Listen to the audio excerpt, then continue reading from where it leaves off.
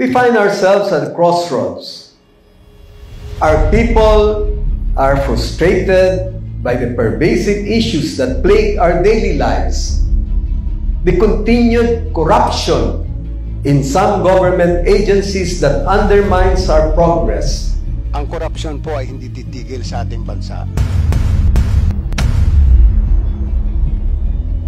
The persistent poverty that denies many Filipinos the chance for a better life, and inadequacies of our infrastructure that stifle our growth. The high inflation rate that drives up the cost of consumer goods, making life more difficult for the ordinary Filipinos, adds to our collective burden.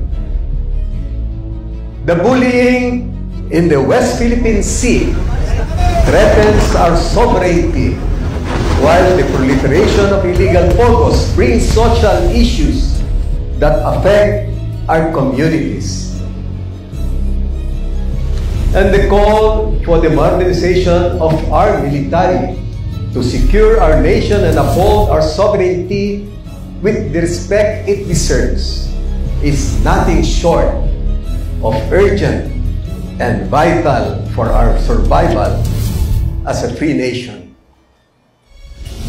Sawa na ang ating mga kababayan sa gutom at hirap. Sawa na tayo sa patuloy na pagtaas ng bilihin, sa kawalan ng trabaho para sa ating mga manggagawa. Sawa na tayo sa pang-api at panggigipit sa ating mga karagatan. Sawa na tayo sa pang-aabuso, pagmamalapis at pagnanakaw ng ilang nasa kapangyarihan. It is precisely these frustrations that fuel our desire for change, for a better future. We must channel our collective discontent into a force for positive transformation. We must harness our shared hope for a brighter tomorrow into concrete actions that will uplift our nation and our people.